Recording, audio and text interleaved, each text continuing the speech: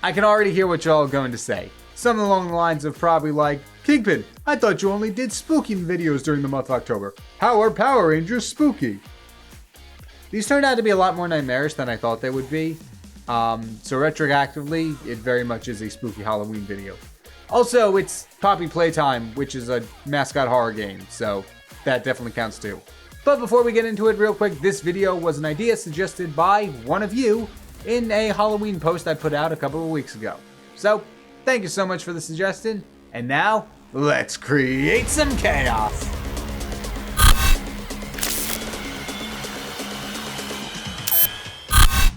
As the last bell of the day rung through the halls, a pair of lockers closed almost simultaneously. Kevin Kickin and Doug Day shoved the necessary books they needed for homework into their bags and began walking towards the exit of the school. They bumped and pushed past the crowd of students with the same objective, hoping to reach the outside world before things got too crazy. Soon, the two friends could feel the cool autumn air blowing through the open door. The weather had just begun to turn, resulting in a moderate but not yet too chilly afternoon. Once they passed through the doors, Kevin and Doug could see 5 of their other friends hanging out on the school's front lawn. When the two were spotted, they were waved down by Bobby with an eye, who couldn't even wait for Kevin and Doug to reach the rest of the group before wrapping them in a huge bear hug. There you guys are! Oh, when was the last time I saw you two?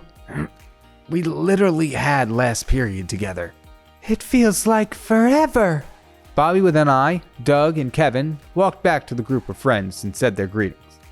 They started with Bobby with an eye's twin, Bobby with a Y, who was the friend group's brainiac. Peggy, the snackmeister of the group, and Carly, the artsy one, were next, followed finally by Hops, who, being the ball of energy she was, ran up and tackled Doug as a greeting. Good to see all of you too. Hey, where's Carl? The 7 looked around and realized that Carl Somni, the most quiet one of their group, wasn't with them. Not sure. I don't think I saw him walk out yet. Maybe we should go back inside and look for him? The group nodded in agreement and fought against the still dense crowd to make their way back inside the building. After getting separated and meeting back up in the main hall, they began looking for their friend. Carly and Doug took a quick survey of the remaining students walking out of the building to see if they could spot him, while Bobby with an eye was shouting out Carl's name, and Kevin and Hops were running around asking almost everyone if they had seen their friend. When all of them came up empty, they went deeper into the school, where the halls were more open.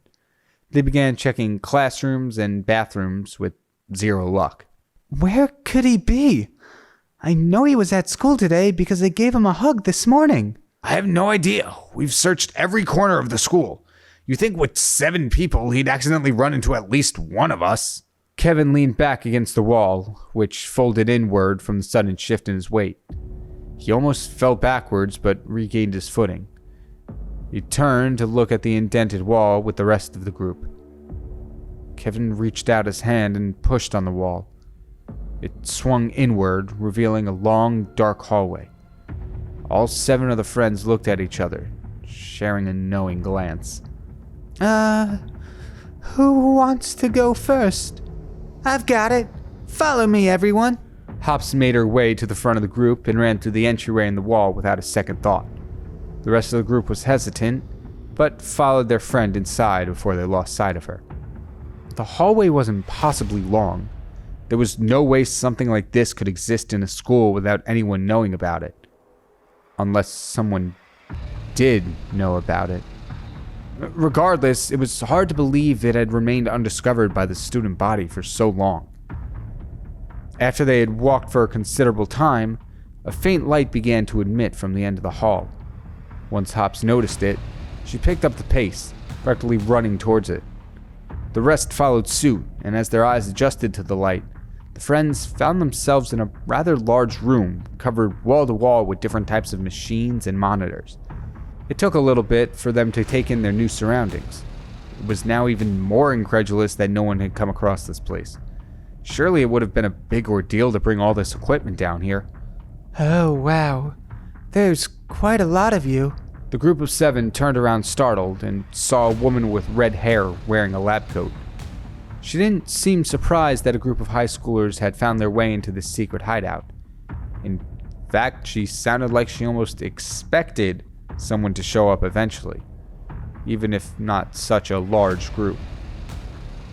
Before any of them could say anything, the woman spoke again. My name is Professor Stella Greybeard, but you can just call me Poppy. We don't have time for further introductions. I need you to listen to me very closely. Poppy walked over to the wall of screens and sat down at the keyboard.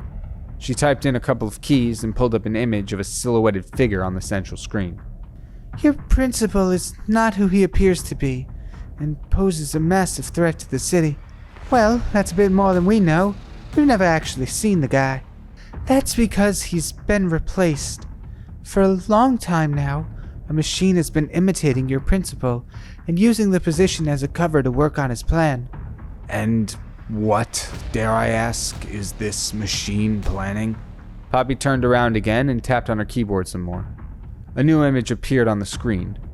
This one showed a 3D model of some kind of device.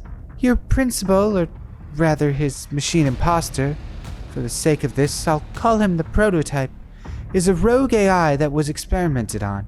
He was more cunning than the scientists expected, and used his intellect to escape, and now he plans to wipe out every organic life form in the city. The woman stood up and walked over to another area of the lab. She punched a code into the keypad that seemingly connected to nothing.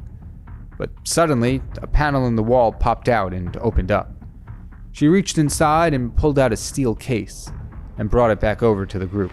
I've spent the last several months developing these morphers that would turn the wielders into an elite team of fighters called Power Rangers that would be able to go toe-to-toe with the prototype. I secretly had teachers in the school scout out students as potential wielders of these morphers, but since you've stumbled across this place, I figured you'll be as good as any student. Each of you, take one of these. Once you utter the phrase, "It's morphing time," you will each be granted extraordinary abilities of— Hold up, Poppy. We never actually agreed to help you with this. And frankly, this is far bigger than any of us. We're just trying to find our friend. The rest of the group stood behind Bobby with a Y, nodding in slight agreement with their friend. Clearly, their friend wasn't here, but this time they truly did believe that they had checked everywhere there was to check. At the mention of their friend, Poppy's face fell. She avoided making any more eye contact with them, as she seemed like she was trying to find the right words to say. Unfortunately, the prototype has abducted your friend as well. Almost immediately, Doug was at the front of the group and snatched up one of the power morphers. Wish you would have led with that. Everyone, grab a power morpher. We're getting our friend back. One by one, each of the friends grabbed a power morpher and got ready to activate it. Are you ready? Ready! It's morphin' time! They all pressed the buttons on their morphers, and each of them was embraced by a blinding light. As the light faded, each of them donned an animal-themed suit with a symbol matching their power morpher attached to their chest. The 7 burst out of the hidden passageway and back into the hall of the school, now devoid of students. They stopped for a minute, surveying their surroundings, on high alert, but not quite sure what they were supposed to be on the lookout for, when suddenly, Poppy spoke to them through their headsets. Rangers, I've tapped into the school's security system. The prototype is in the principal's office, and your friend is with him. The team bolted down the hall, making a beeline for the principal's office toward the front of the school. When they arrived, they could see Carl through the glass on the door. He was chained to the desk, and judging by his slumped-over body, it seemed he was knocked out. Doug tried to open the door, but it was locked. He wrestled with the knob a few times, but it just wouldn't budge. He felt a hand on his shoulder as Kevin gently pushed him aside. Don't worry, I've got this. It's kicking time. Kevin raised a foot and slammed it into the door, but nothing happened. He tried again and again and again, but he couldn't get the door to open. Hey, Hops, can I get a little help? Sure thing. Both Kevin and Hops kicked the door at the same time, and this time, it moved a noticeable amount, but still didn't fully open. They kicked it again, and this time, it flew open on the hinges and slammed into the wall. Open sesame. Everyone praised the two for getting it opened and were about to rush in when someone called out from down the hall. I wouldn't do that if I were you. We haven't even gotten the chance to play yet.